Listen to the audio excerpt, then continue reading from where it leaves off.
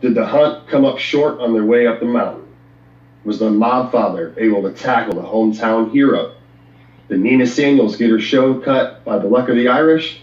And was a wish upon a star enough for Kenny Williams to tackle Tag Team Gold? Hold on to your haggis, folks. We're in Glasgow! Support! No DQ! Welcome, everybody, to the NXT party for episode number 42 of NXT UK. I am your host, the Rated R Reviewer, Stefan Osborne, joined as always by the General, Jerry Slaughter. Good evening, wrestling fans. And tonight our special guest is the Cleaver, Colin Andrew. How are you doing, Colin? I'm good. How are you guys? Pretty good. Yeah. This was a good episode of NXT UK. Nothing really to complain about, honestly. Looks like to be the first of 3 shows that we're going to be getting from Glasgow, Scotland. This took advantage of the full hour of television, and we had 4 matches. My favorite kind of show. One, not really a squash match, but one match that was fairly short, but that's okay, because we got some quality matches. The 2 tag team matches in this show were just like, I was super entertained, basically from the beginning to the end of this episode. I don't know if this is like a 5-star episode of NXT UK or anything like that. But it's a good kickoff for that. Wow, let me tell you, between yesterday's episode of NXT, or just NXT, and tonight's episode of NXT UK, wow. It totally good week of television. Totally made up for a week of blue and red.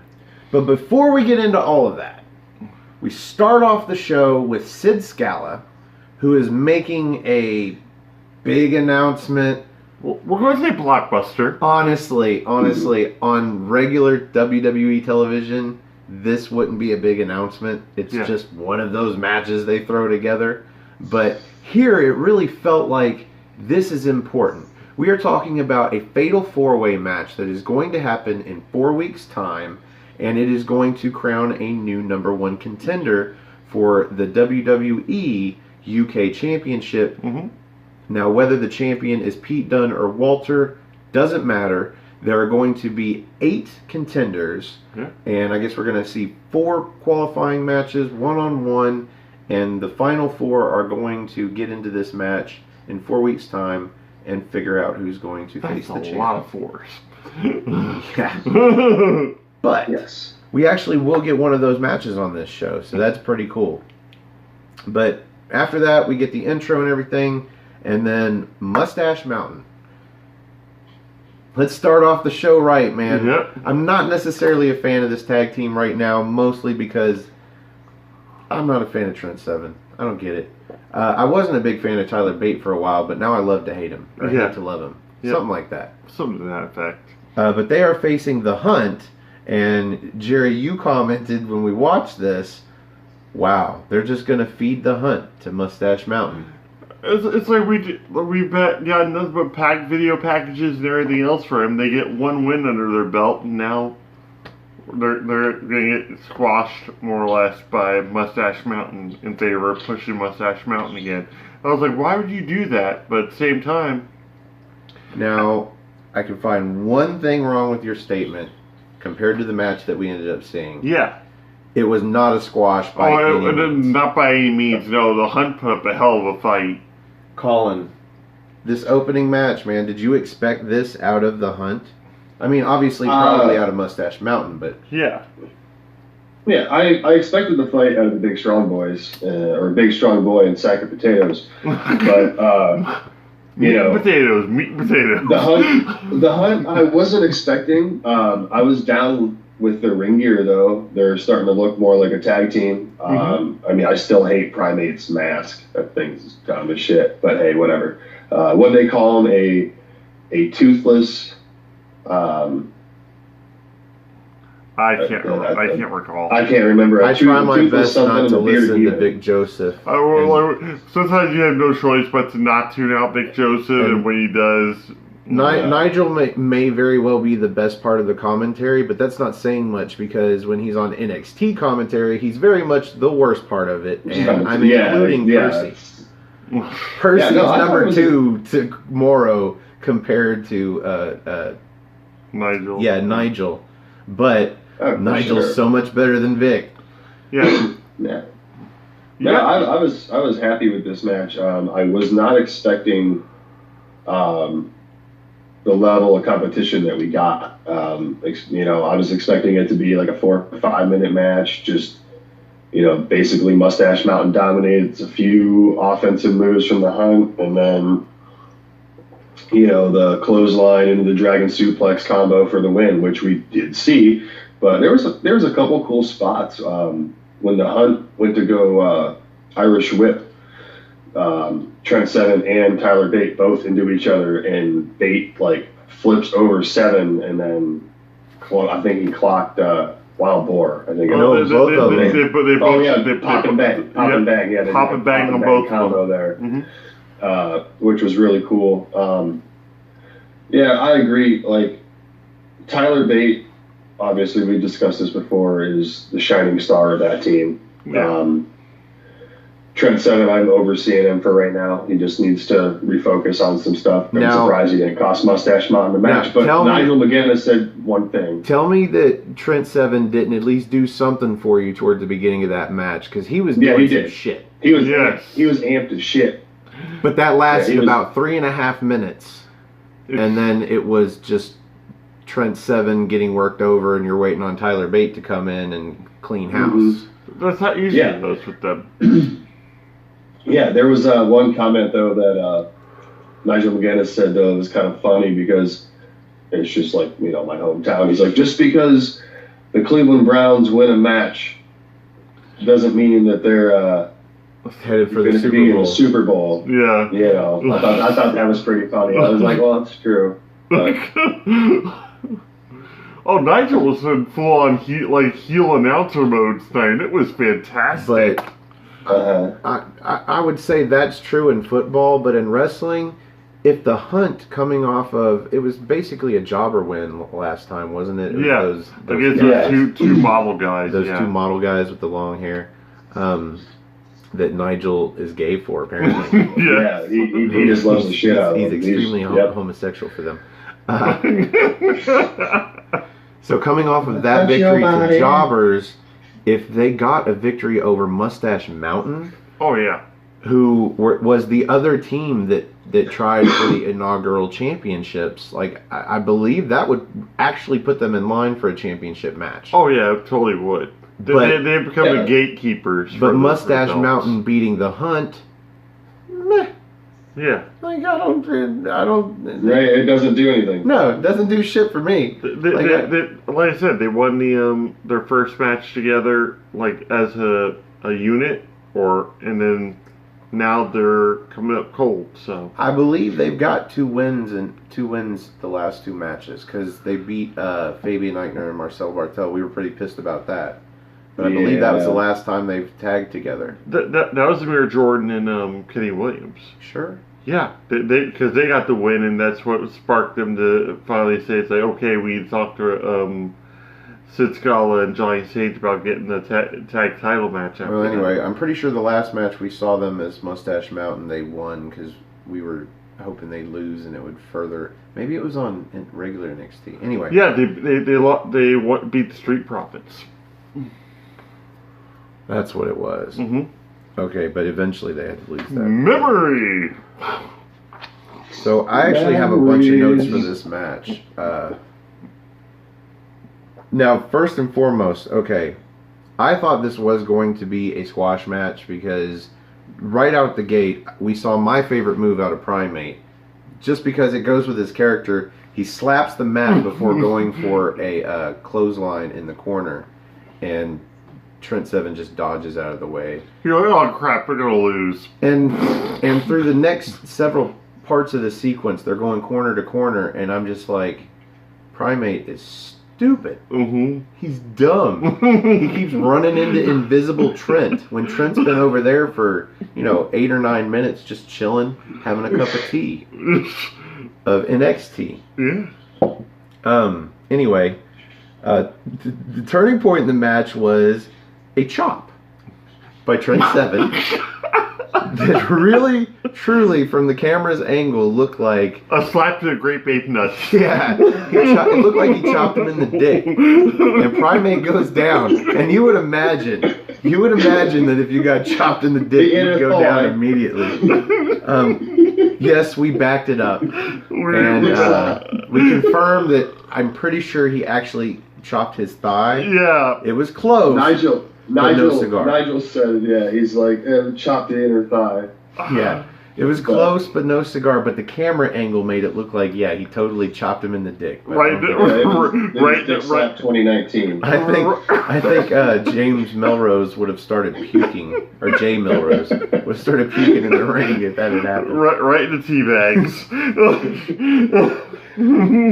So after this, where the fuck was I? So he nails the DDT off of that. Well, no, and then he nails a suicida to both guys on the outside, a low suicida. Yeah. And then he starts to go up to the top rope from the apron, and Boar jumps up and holds onto his leg, which leads Primate to jump on the middle rope and do kind of a suplex throw, which he gets a near fall for. Let's see. My next note here is just blatantly, the Hunt are obviously the heels here. And I've got written boo. And you might think I'm booing because they're heels. No, I'm booing because why would you make these guys heels? Seriously. I don't think that makes any sense. These guys seem so marketable as a babyface. You could eventually turn them heel, but I don't think they look necessarily like bad enough to be heels at this. Like, they're heel jobbers, but I think they could be faces. For me, they kind of give off the Bushwhacker vibe. Like, they're like the Bushwhackers when they were like the New Zealanders back before they went to WWE. They were like feared wherever they went. But then they started doing their gimmick where they started doing their march down to the ring, like, and people just caught on to it, and that became their thing. That's why I think the Hunt could be. I think they could be the Bushwhackers in NXT UK if actually used properly. So anyway, after I realized that these guys definitely are the heels, Tyler Bate gets the hot tag, and I just put some classic Tyler Bate-ness. a lot of his moves, man. Just the shit that he pulls off. Does a standing shooting star for a near fall. He gets one of the guys up in it. I think it was the Boar. Yeah, he got Boar up in an airplane spin, and then kicks Primate, and then throws Boar into Primate, crossbody style. Yep. And then, let's see. There's an assisted powerbomb here, and how did he assist it? With some kind of belly-to-back lift or something into Tyler Bate powerbombing. And then a scoop side slam by Trent Seven, which was pretty innovative looking. Scoop slam into back over on this side into a side slam. Yeah, near fall. That was on Boar. And then Mustache Mountain goes to set up something in the corner where the thing where Trent Seven gets him up in a torture rack. Yeah. And Bate goes up top. But then Boar gets out of that and he throws Trent into the corner, which takes Trent out for a second.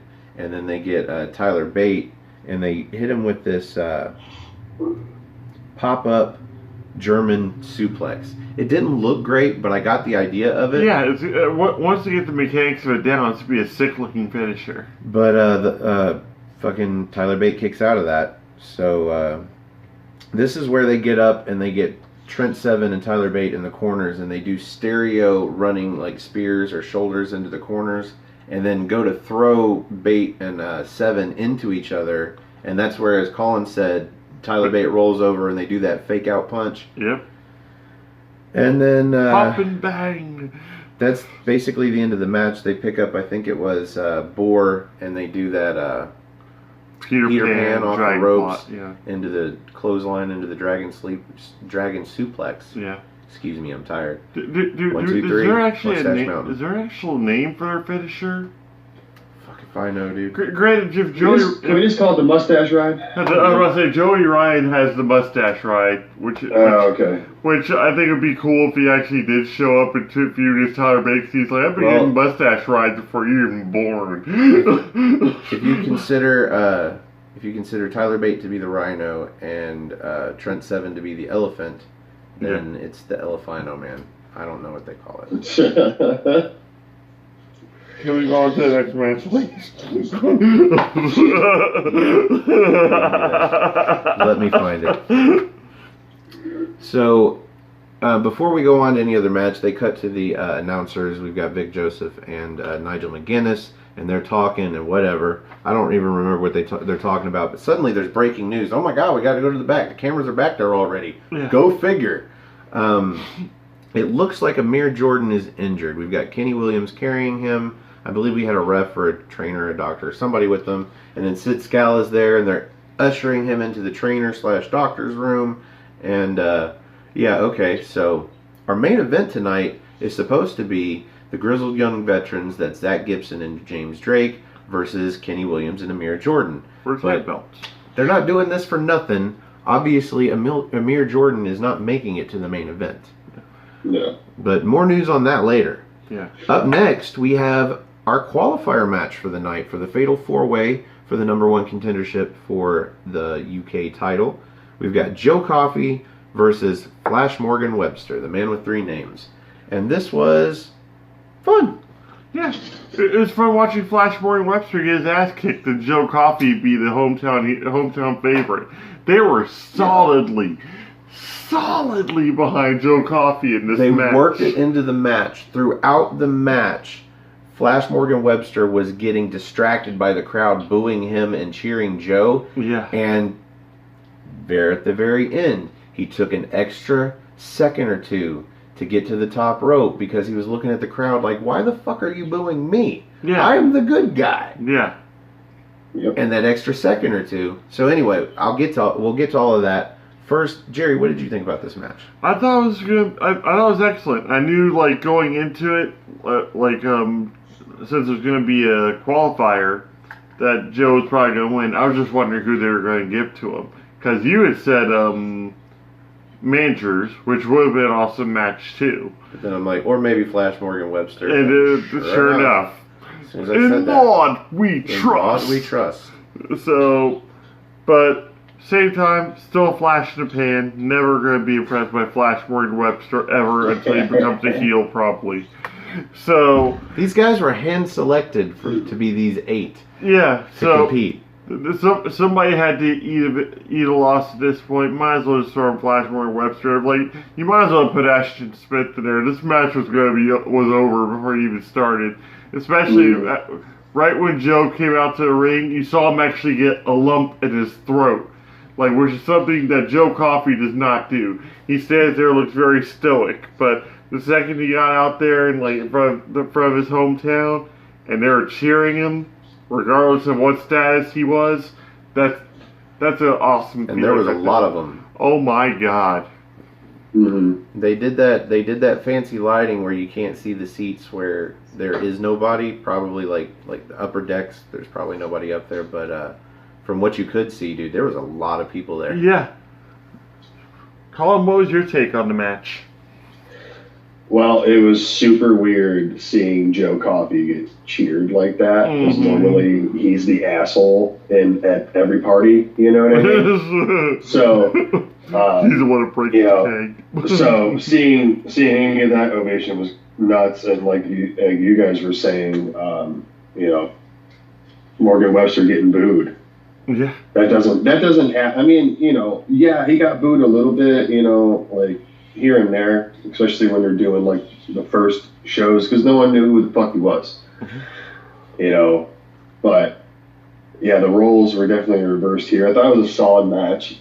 I like Joe Coffey. I love Gallus. I've always been high on Gallus. The dude's a fucking brute. I mean, his rah best for the bells. Yes. It was badass. And I thought it was a great match. I liked the storyline telling though with the crowd distracting Morgan, and it actually, Well, the whole aspect of the crowd and Joe being the hometown guy, it completely reversed the story in the match. Because if you notice, Flash Morgan Webster played the heel during the match, but in babyface fashion. So he took like 80-90% of this match. But he did it the babyface way. Not a lot of ground holds or shit like that. Just doing fucking moves, and Flash Morgan Webster moves at that, which can be fun. He does that standing senton where he flips, but he's standing in front of the dude, so he has to like flip backwards to hit him with the senton. That's fun. Yeah. He does some jumps to the outside. I thoroughly enjoyed the match, though, because it completely flipped the whole game. Mm-hmm. And the crowd, they knew the crowd was going to go that way anyway, so they worked this match perfectly. I do have a few notes, but as I said, when Flash Morgan went up top, and he took an extra couple of seconds to just wonder at the fucking crowd, like, why? Are you not entertained? What's going on here? He goes for that swanton, and Joe gets the knees up. Yeah. To his back. He throws him towards the corner and he hits him with that, what does he call it? Glasgow Calling. Or Glasgow Calling. Mm-hmm. Yep. Where he, not a spear, but he like uses his head and his hands to push him into the corner. And then he comes off the ropes with just this running, spinning all our best for the bells. And 1, 2, 3. Yeah, Joe's going on to the Fatal 4-Way. And then we get a Gallus promo after this. But after we sit for a minute and enjoy the crowd yelling, "We are Gallus." Yes. That was great. That was just awesome. It's and they still made it known it's their kingdom. Mark Coffey got to talk first. No. Oh yeah, you're right, Yeah. Mark. Yeah, Mark got Mark to went first. talk Yeah, Yeah, he got to make the general statement of, "This is our kingdom." because you can understand him better. Yeah. You can understand him so much better than Joe. Holy shit. And then So bad. Then Joe got to talk. There were still no subtitles, so I got a little bit of it. And then Wolfgang got to speak. And completely went off topic from what they were talking about. They were talking more or less about their kingdom. In the Fatal 4-Way. Yeah, in the Fatal 4-Way. But he goes into talking about his match next week. With Mastiff. And Joe reins him in. He's like, whoa. We're talking about the Fatal 4-Way. The Fatal 4-Way is where that's important. That's me winning the title. You against Mastiff? This segment, though, it becomes important because we're going to find out something later that is going to really say something about all of that. And we'll get into that. But yeah, Wolfgang versus Mastiff next week. And in 2 weeks' time, we are going to get the UK Championship match. Pete Dunne versus Walter, the rematch. And I'm looking forward to that. For sure. So am I. Also, to get the feud done and over with and put behind us. After this, we get a video package for Pete Dunne, sort of with Walter in it. Just in a silhouette of Walter peeking in on Pete Dunne as they show videos of him training and almost breaking some dude's arm that just, happened to be in the training center. Sure, I'll spar with you. It's like, hey, can you put down your coffee and come here real quick? Yeah, sure, what do you need? Just give me your arm. Okay. Cue black and white footage. Now this next part, I have to correct myself from either last week or the week before, probably both.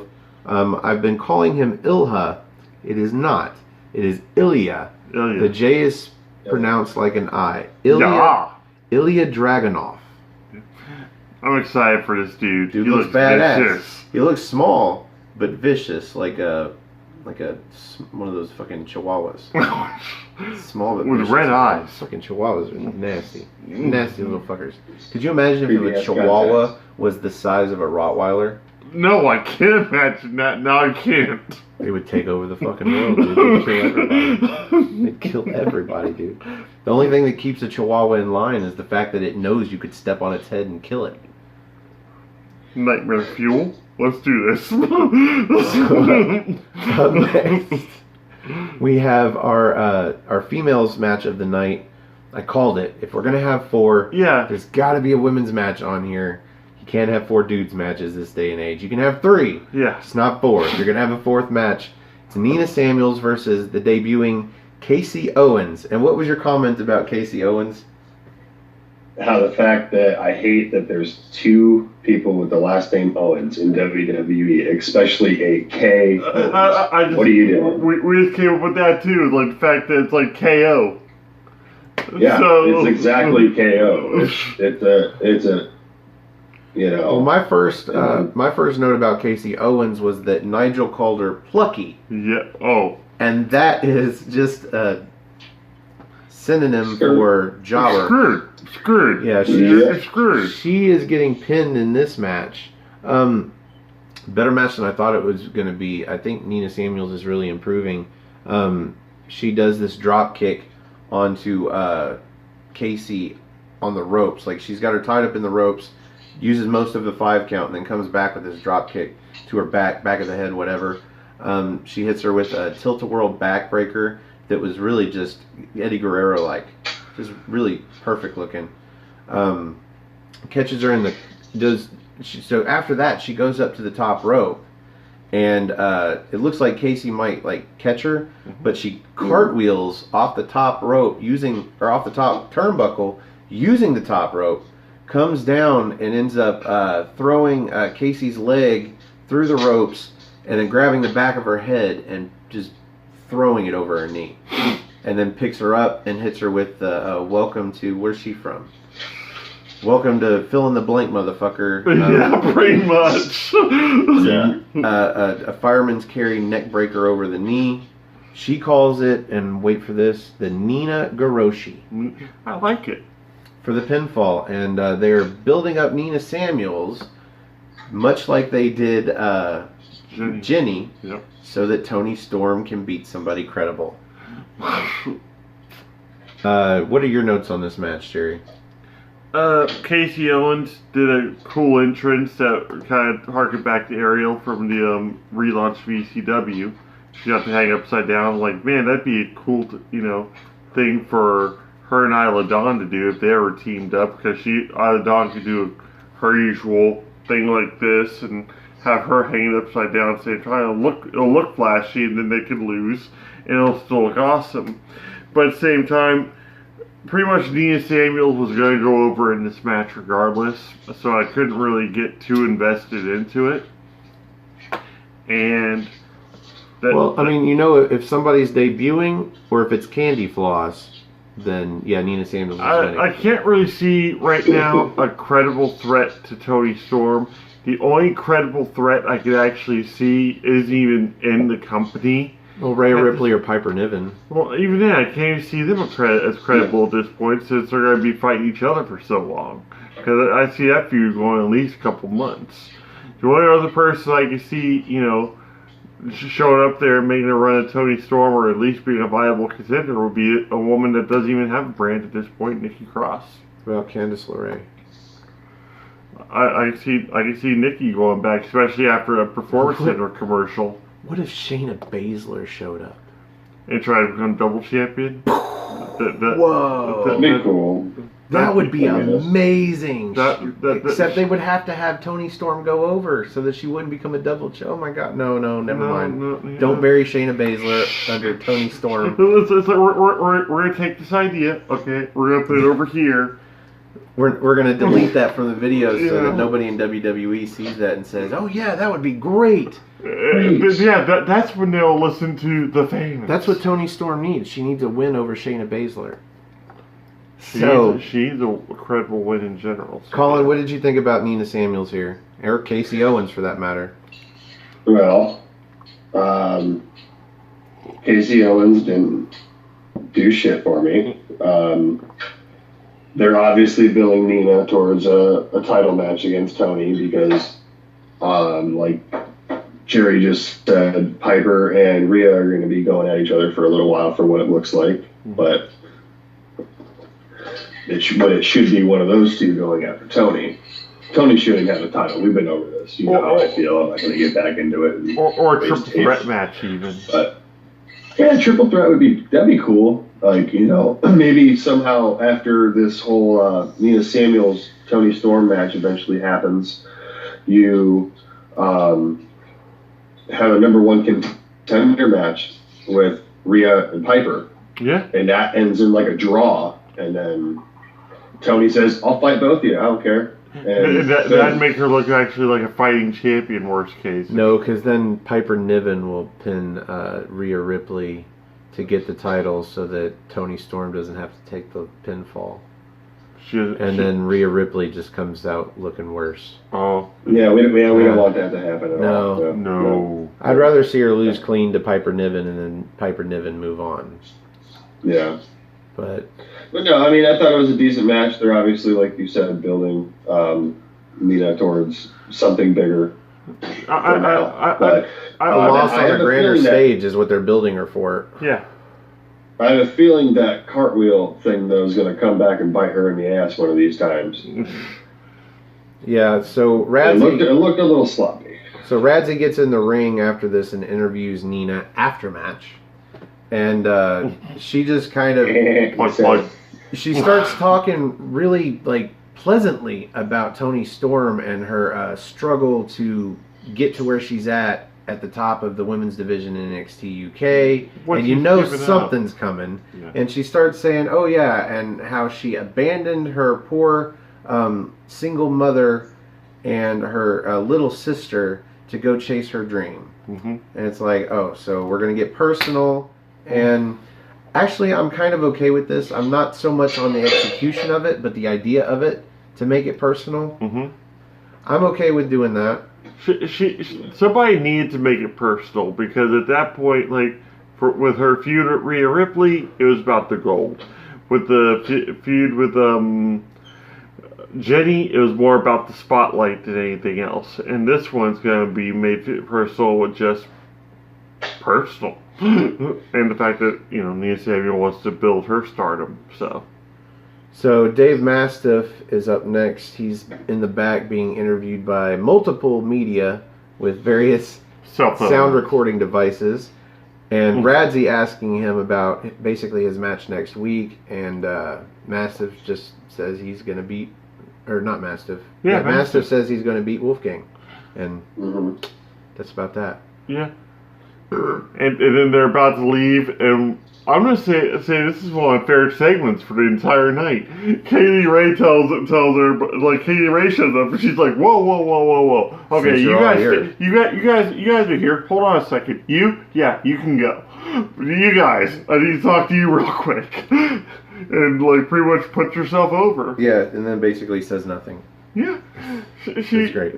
I know. I thought it was cool though, the fact that she's saying she's going to continue to dominate and she's going to show why she's like supposed to be the number one contender there. That's why I'm hoping we get her as the fourth match next week. Yeah. Speaking of next week, we've got 2 qualifying matches being announced. We've got Ligero versus Jordan Devlin. That ought to be fun as fuck. I'm sure we've seen that match before. Yeah. They ought to be familiar with each other. And I can't wait to see that match. God help me, I can't wait to see a Jordan Devlin match. Anyway, now the other qualifying match being announced is where things get interesting. Dave Mastiff versus Wolfgang is now a qualifying match for that Fatal 4-Way. Yeah. And Joe Coffey is already in the Fatal 4-Way. Mm-hmm. And I seriously can't wait to see how this plays out. I really hope for the first time in a while we actually see the rest of Gallus follow Wolfgang to ringside and somehow Joe costs them the match. I can see that happening. Yeah. Maybe this is just me coming off of all this drama with the Undisputed Era. I don't really want to see Gallus break up, so maybe that's a terrible idea. But at the same time, you can come back from one misunderstanding. Yeah. Well, if anything, I see Mastiff actually getting a clean victory over Wolfgang, but, like, you know, Mark and Joe come out there and console, or at least Mark come out there and console Wolfgang with Joe's, like, you know, it's all good. I'm still in the match. I'm still in the match. We're good. It's like, yeah, abandon your hopes and dreams, dude. I'm winning this shit. Right. Now, this brings us to the main event. And first we have James Drake and Zach Gibson come out and address the crowd. Little Birdie told them that Amir Jordan isn't feeling so well, and he is not going to be able to compete tonight. Therefore, the tag match for the tag titles that everybody was expecting for the main event is not going to happen. Put your shoes on and go home. Yeah. Because the crowd, they have their shoes up. I don't think they have the chant down as well as the UK or the British crowd. But they definitely know if they don't like Gibson, they should take off their shoes and put them in the air. Yes. And chant about it. So he tells them, put on your shoes, go home. Show's over. Yeah, we're done. But then Kenny Williams comes out. And he says, even though Amir Jordan can't wrestle, basically wink wink at you guys, the grizzled young veterans. But you guys know about that already. You know why he can't wrestle. Doesn't really say that they attacked him or anything. That's the thing. You don't hear anything about any attack. For all we know, he's out getting a soda and slipped his wrist on the tile. Or he had some bad seafood, you know? But he was walking around like this in the back, so I'm thinking something happened to his wrist. However, Kenny Williams says it's a good thing that he's got other friends. Yeah. And in this case, it's very appropriate because we are in Glasgow, Scotland. The Scottish supernova, Noam Dar, comes out. Somehow, even though Amir Jordan is the one that helped Kenny Williams get this tag team shot with 3 wins in a row and then a count-out victory over the champions after they got the title opportunity. Yeah. Now it's Noam Dar. Yeah. Like, how do you explain that to Amir Jordan? Yeah, thanks for helping me get tag team title opportunities, but I went out there with Noam, and yeah, we won the titles. You've been whitewashed. Spoiler alert, they didn't win the titles. But we did get like a 20-minute fucking awesome match out of this. Yes, we did. This was great. Again, James Drake, superior athlete. Yes. This guy, as Jerry said, is spot on in the ring. He lands this enziguri that's just like... Yes. Just you could hear it. It's a great match, but I'm gonna let Colin talk about it first. Well, right off rip, we saw Williams and Noam Dar run out of the ring and just straight attack right off rip. Grizzled Young Vets took off running. Grizzled Young Vets, the tag team, has come super far. They were 2-time Progress Tag Champs, which was cool. Mm-hmm. But when they started out in the UK, they weren't a tag team, so it seemed like they were just thrown together at first for the inaugural tournament. And I would like to see these dudes just take the title for at least a year. Noam Dar and Kenny Williams was a better tag team to me than Kenny Williams and Amir Jordan. Absolutely. He just bores the piss out of me. I don't know. I thought it was a good match. I could see maybe down the line these two get another shot if they stay as a team and just kind of say, piss off Amir Jordan. But I see Noam Dar being a better solo star than anyone out of those 3 people. So, decent match. Tag team heels by, a lot of heel stuff by Drake and Gibson.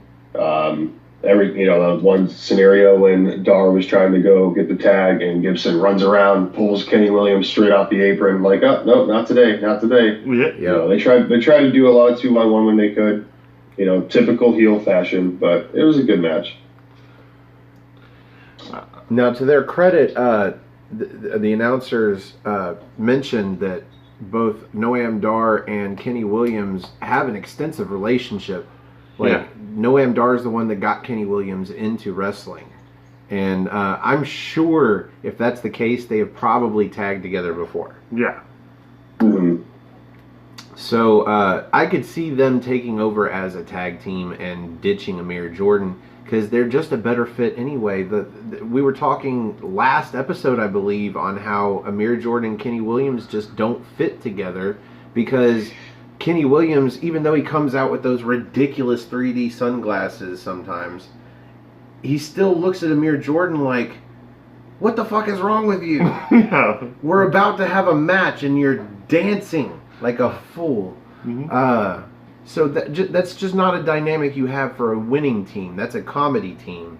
And I think the dynamic that we saw with Kenny Williams and Noam Dar, that's a winning team. Yeah, they have the focus of people that wanted to win the tag championship versus Amir Jordan, who just seems like he wants to entertain and just be out there making, I think the best visualization of this during the match was the stereo knee bars. Yes.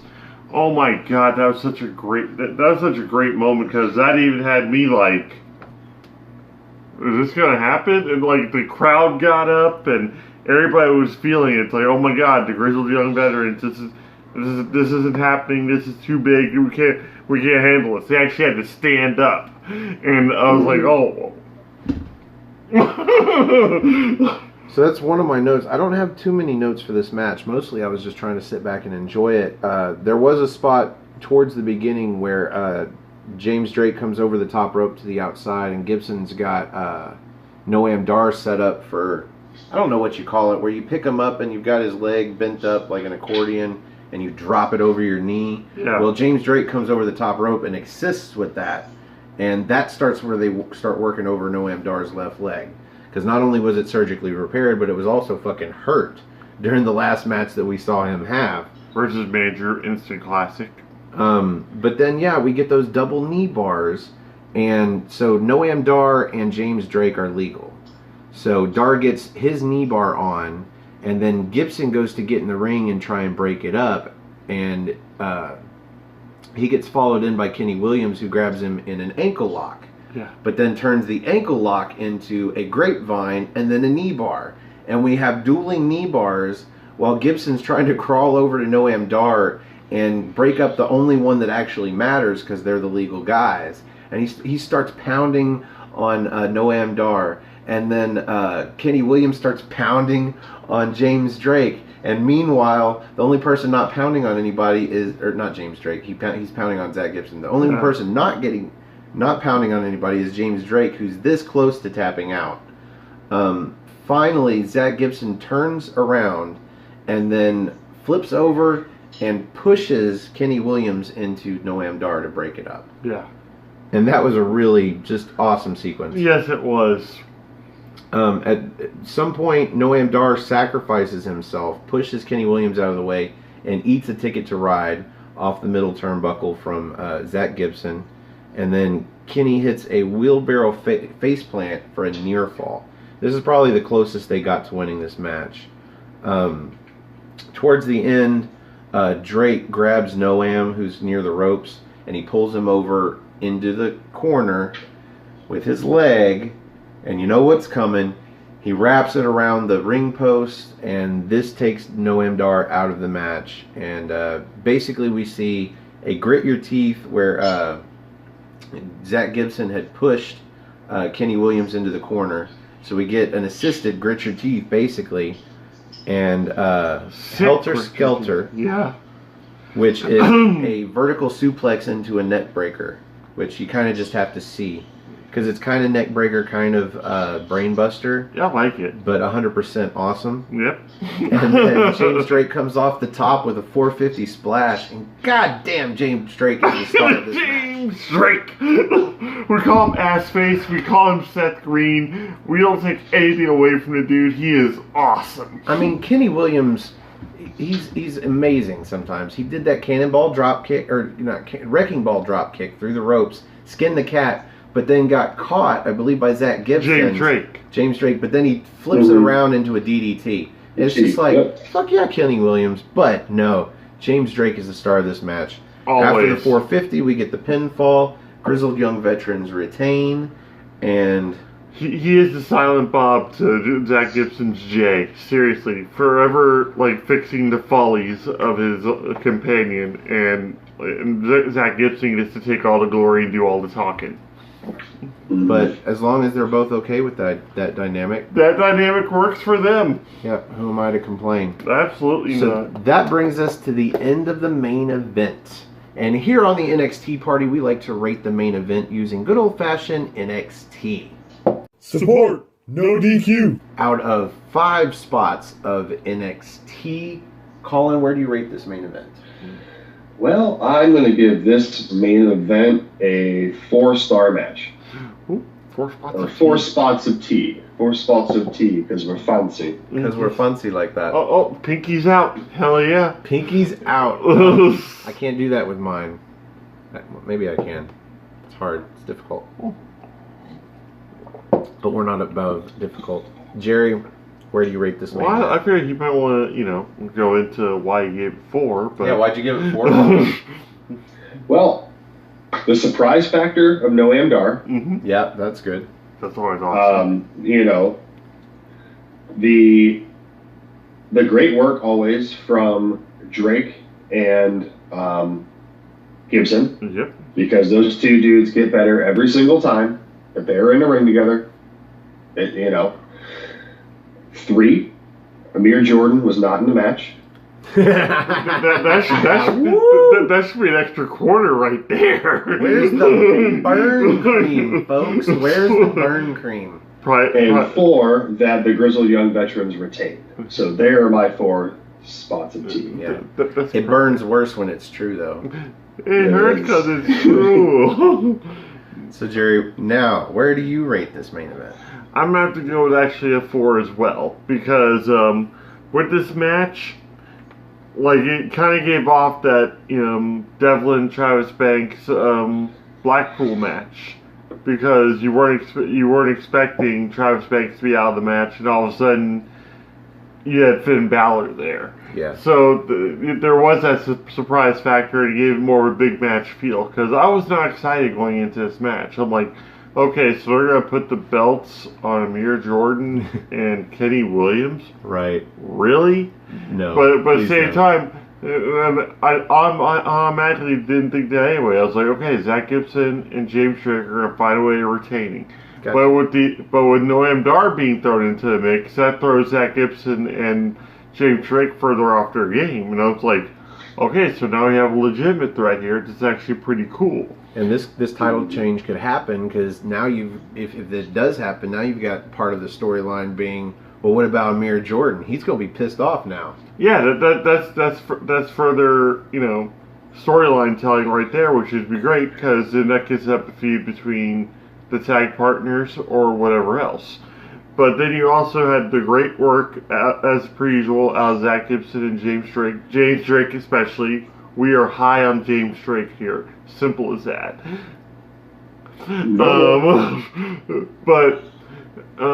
Yeah, after that, the match itself actually had me entertained. And then you have, like you said, the stereo knee bars. And there's that moment of doubt for me. And I was like, oh my God. James Drake is going to tap.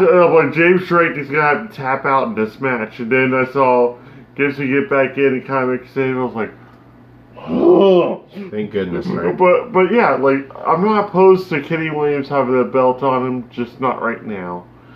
And especially if it's going to be any kind of program with Amir Jordan with that. So if I see anybody else that I want to have to be tag champions right now, it'd be Eichner and Bartel. And that's the only way you're going to get that is if we get a face team holding on to the belts. Transitional champions. The only reason that's the only reason I'd want to see Kenny Williams and Amir Jordan winning the belts, and I couldn't see that happening if Kenny Williams and Noam Dar won. Now, do you see a future tag team championship match with a healed up Amir Jordan and Kenny Williams getting the match they should have had? It's highly possible that, or is it like a triple threat, maybe even a 4 corners match? Because I don't see Zach Gibson and James Drake losing the belts in one-on-one competition with any of the teams there. They are that solid together. There's really not a lot going on, and if anybody gets a pinfall, it won't be against those two. It'll be against somebody else, and Zach Gibson and James Drake will complain about it for the rest of their lives. Now, no one's mentioned so far the storyline of Zach Gibson and James Drake working on Noam Dar's leg that led up to the point in the match at the end where Noam Dar was completely taken out. Yeah. And for me, that just brings it all up. I'm going to agree with you guys on a 4 spot of team match. Although, I'm going to go with 4 1/4 because this is coming off of a really great show. Yeah. And I believe this show deserves that extra quarter. I was about to say because we had a solid show, especially that for opening match. Jesus. Especially for the fact that this is the first night out of 3 nights, and the Scotland crowd's already on fire. This is so much better than what we got in Brooklyn or anything else at this point. Even Coventry, the crowd wasn't as big, like popping as the Scotland crowd. Yeah. I'm hyped for next week. I really am hyped for next week. Support No DQ. Well, that brings us to the end of this episode of the NXT party. And thank you, Colin, for joining us so early in the morning. It's not as early as it used to be, but that was late night. Yeah. Colin, where can we find you? You can find me on my YouTube channel, Colin Andrew, COLIN space ANDREW. You can find me on Twitter and Instagram at Colin26Andrew. You can support the White Rabbit Supply Company. You can support the Simple Man, Noah Foster.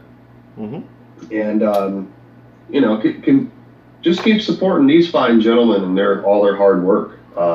Thank you. We've never met in person, but two of the best people I know. We have a close bond. They're good people. So keep supporting that. Keep supporting them. The whole NXT team. Shout out to everybody in there. Just keep supporting wrestling, everybody. It's a wonderful thing. It ain't dead yet. Yeah, we gotta support it because I've been predicting the doom, and here comes the doom.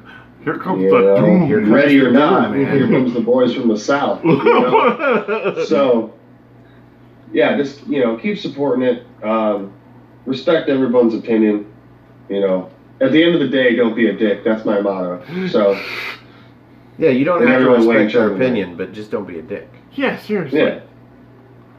So, if you would like to join us on a future episode of the NXT party and come have a spot of NXT with us, help us review a future episode of NXT UK, you can find me on Twitter. Go to nodq.com/Stefan. That's STEFAN. Or if you just want to find me on Twitter, it's at Stefan R. Osborne, OSBORNE. As always, the R stands for restricted, because I say the word fuck a lot. You can also find this gentleman on Twitter. At NoDQ General, and also on my Facebook group Armbar, all capital, ARMBAR, exclamation point.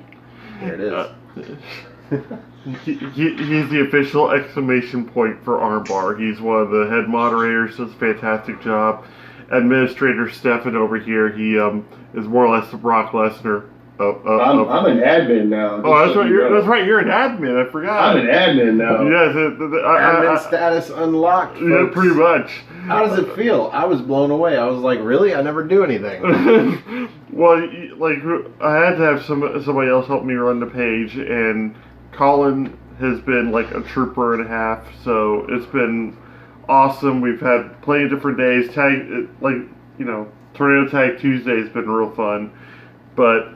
Yeah, we do a bunch of different discussions and news and whatnot, and it's a fun group. So go ahead and join up, but just don't list your favorite wrestler as yes or Ronda Rousey, and we'll probably let you in. Yeah, probably. Or Baron Corbin. I won't. Sorry. Well, wow, that's a legitimate wrestler. I